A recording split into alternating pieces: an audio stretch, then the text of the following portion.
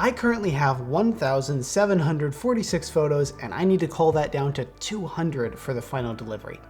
My name is Josh, I'm a wedding photographer, and culling images has always been a big time sink. It takes forever, it's tedious, and it's always the least exciting part of editing. If you don't know what culling is, it's where you go through all the photos you shot on a project and sort through them to pull out the ones you actually want to edit. On any given shoot, I may take 1,500 photos, but I really only want to deliver about 200 edited images.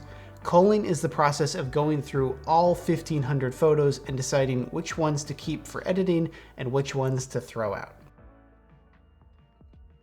I'm going to walk through my culling process and hopefully give you some tips on how to be more organized with your culling, as well as speed up the process a little bit. As with all editing things, there's no one right way to do it. This is just my preferred method.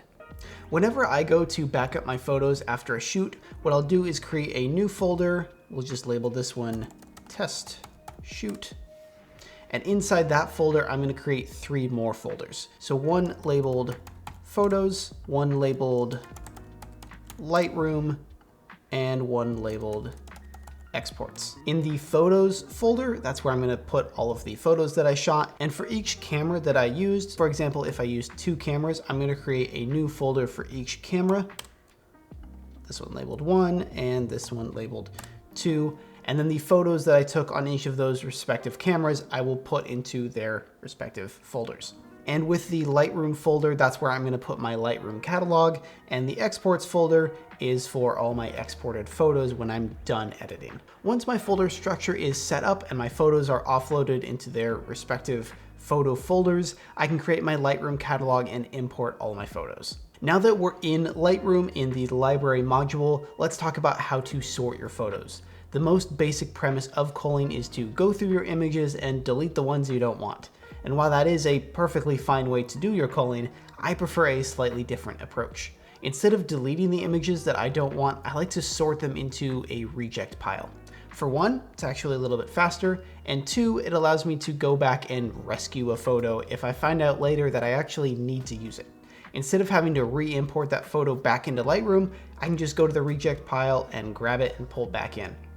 The way that I do this is with flags. Lightroom has 3 different flag options: pick, rejected, and unflagged. By default, all of your images will be set to unflagged. Once you add a flag to that image, the image will get a little flag icon on the top left and be filtered into either the pick or rejected bin. So if I take this first photo, for example, I can right click on it, go down to set flag, and now you can see it has this little flag icon in the top left. And if I go over here to the library filters and select attributes, I can click on the pick flag, and now I only see the images that I've given the pick flag to. And the nice thing about flags is that with this filter, you can actually select multiple filters. So I have the picked flag filter selected, but I can also select the unflagged filter, so I can see multiple sets of photos at the same time. So with the pick flag selected, I can also select the unflagged photos, and now all the photos that I have that don't have a flag are also going to show up because I've selected the unflagged filter as well as the picked filter. And then I can even go in and remove the picked flag, and now only my unflagged photos are going to show up, or I can remove that flag as well, and now everything is going to show up. On top of flags, you also have star ratings and colored labels. With the star ratings, you've got 1 through 5, so you can give a photo a star rating. Let's say select this one, and I give it a rating of 5 stars. Now 5 little stars are going to show up on the bottom of the photo to signify that that is a 5-star rating. And just like with the flags, I can sort my images based on the star rating. So if I go up here to my attributes, I can select 5 stars.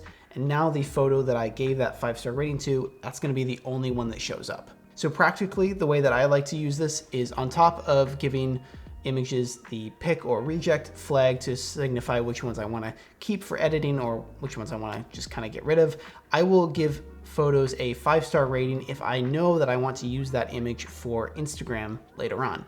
So as I'm going through, I can do my pick, my reject, whatever, but then I can also just find an image. Oh, let's say this one right here. I know that I'm going to want to send that one to Instagram at some point once I'm done editing. So I will quickly give that one a 5-star rating. And then once I'm all done editing, I can go up and I can sort through my images, for the 5-star rated images, and I know all of these ones, I want to export these and send them to Instagram at some point. And the color labels work exactly the same way. If you give a photo a color, let's say green for this one, you can then sort all of your images by the green color label, and only the photos that you've highlighted green will show up in that selection. The nice thing about the color labels and the star ratings is that you can use them at the same time as the flags. So you could use the pick flag filter. I'll just do that right here. And now I'm only seeing the photos that I've labeled as picks. But you can see I've also got some in here that have a 5-star rating and a blue color filter. So then if I wanted to hone down that filter selection even more, I could add on to my filters 5 stars. So now I'm only seeing the photos with a pick flag and a 5-star rating.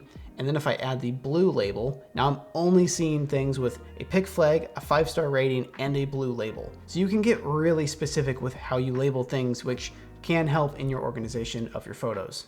I know that was a bit of a rabbit trail, but it is important. Using those tools will give you a lot of flexibility in how you organize and sort through your images. To apply a flag, rating, or color label, it's super easy. All you need to do is right-click the image, scroll down to this section where you can set a flag, set a rating, or set a color label. But there is a faster way. If you memorize the keyboard shortcuts for these filters, you're going to be able to work a lot faster. Here's a quick cheat sheet for the filters and their corresponding keyboard shortcuts. The main ones you'll need to know though are X for the reject flag, P for the pick flag, the numbers 0 through 5 will set your star rating. For navigation, the arrow keys on your keyboard will move you through the individual photos. The E key on your keyboard will switch your view so that you're only seeing one photo at a time. And the reverse of that is the G key, which will pull you back into the grid view so you can see all your photos at once. And the C key will allow you to compare 2 different images at the same time. I like to do my culling in 2 to 3 passes. The first pass is quick and dirty. I'm just going through as fast as possible and getting rid of everything that will obviously not make the cut. I'm doing this by setting my library view to grid view so I can see 2 to 3 rows at once. So I can kind of adjust the zoom of the thumbnails here so I can see 2 to 3 rows. Then I'm just cycling through the images with the arrow keys on my keyboard, and any image that I come across that I know it's not gonna make the cut, I'll hit X on the keyboard to flag that photo as a reject. My hope with the first pass is usually to cut out about half or more of the images. Because I'm using the keyboard shortcuts, my hands don't even really have to leave the keyboard during this whole process. I've got my left hand on the X key and my right hand on the arrow keys. My second pass is where I'm going to take my time a bit more and really try to decide which images are gonna make the cut. I'll usually zoom in to the grid view so that I can only really see 1 or 2 rows of images at a time. And then if I really need to hone in on one image, I'll highlight that one and hit the E key to zoom in and only look at that particular photo. You could also just stay in this single view mode the whole time if you wanted. With all of my culling, I'm really only using the reject flag instead of using both the pick and reject flags. And I'm doing this because of speed.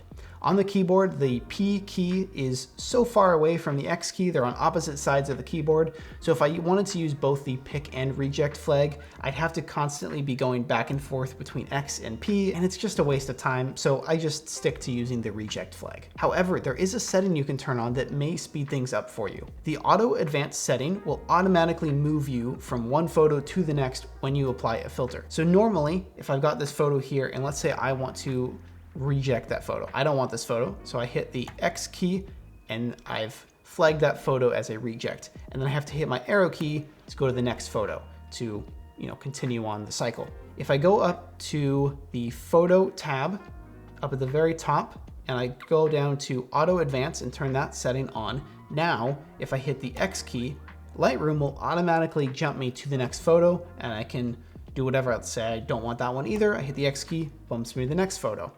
This is great. It's so great for going quickly through a bunch of photos. The only downside really is if you like to add multiple filters to your images. So if, for example, you wanted to add the reject flag, but you also wanted to add the 5-star flag, or maybe the pick flag and the 5-star flag. To be able to do that, I hit the P key to add the pick flag, automatically jumps me to the next photo.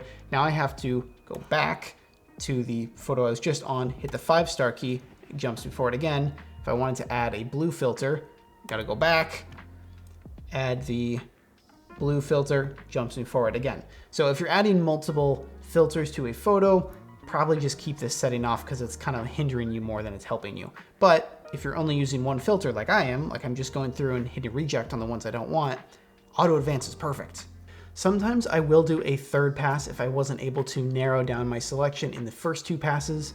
And at this point, I'm getting very specific about which images I want to keep. As you're culling, if you've got multiple versions of the same shot, like if you very quickly snapped 3 or 4 photos of the same moment, what you can do is find the first photo in that little series of photos. Like here, I've got about 3 photos that all happened in quick succession. So I can click the first one, and I can click the C key on the keyboard, and it's gonna bring up a comparison view. So on the left here, I've got the first photo in the series of 3, and on the right side, I've got the second photo in the series of 3. And now with my arrow key, I can cycle through on the right side all the different images and really compare these images on the right to the image on the left, just to kind of figure out which image in this series is going to be the best one, because I don't really want to have 3 of basically the same shot, so I'm just going to go through, pick whichever one is the best, and get rid of the rest. Once I'm done with my culling, I can turn on the unflagged filter to hide all the photos I set to rejected, and I'm just left with the images that I want to edit. I come up here and I just hit the unflagged photos, and now all I'm left with is the photos that I want to edit. Of course, you can do any combination of flags and filters you'd like. This is just the way that I like to do it. And with the rejected images, if you unselect the unflagged photos and select the rejected photos, you can see all the ones you rejected. With those, you can go through and delete all of them out of the Lightroom catalog, or you could leave them there like I usually do. That way I can come back to them just in case I need one. And now that you've got all your rejected photos sorted into the reject flag filter bin, if you will, what you can do is go into those rejected photos. And if I click that reject photo flag, now I'm only seeing the photos that I rejected. And what I can do is select all of them, and I can actually just delete them out of the Lightroom catalog if I know that I don't need them anymore. And that might actually speed up your editing performance just a little bit. What I like to do though is just kind of leave them there. If I ever needed to come back, like let's say I accidentally flagged one of my photos as a reject that I actually do need, I can go back into there, look through them and find the one that I still need and pull it back in as a pic or as an unflagged photo, and I'm good to go. I don't have to like re-import the photo back into Lightroom. Now, I couldn't do a whole video about culling without talking about AI culling services. And I'm not just bringing this up because it's the Aftershoot YouTube channel. AI culling is legitimately super helpful. For most people, it's probably not going to be a 1-button press and you're done, but it does significantly speed things up. What I'll usually do for something like a wedding is take my 6,000 photos that I shot that day, put them straight into Aftershoot as soon as I've offloaded my SD cards. Aftershoot will cull that down to somewhere around 2,500 to 3,000 photos. So it's not giving me my 800 perfectly curated photos, but it's still cutting my work essentially in half. That's so many less photos for me to have to go through. For other things like studio shoots or small photo sessions, AI is probably going to be able to do even more of that culling, getting you even closer to your final selection of images without the tedium of sitting there and cycling through every single little photo. It can give you your time back, which is really what this whole video is about, getting your time back so you can be more productive with your business or even just carve out more time for video games. Priorities. Hopefully this video has given you a couple tips on how to speed up your culling workflow. I know for myself, the biggest help has been learning those keyboard shortcuts and doing my culling in multiple passes. Not trying to get my final selection of images in my first pass, but instead burning through the obviously bad images first and then reculling once I get those out of the way. If you are interested in AI culling, check out our website. We've got a 30-day free trial so you can try it out and see if it might work for you and your workflow. And as always, give this video a like. Bye.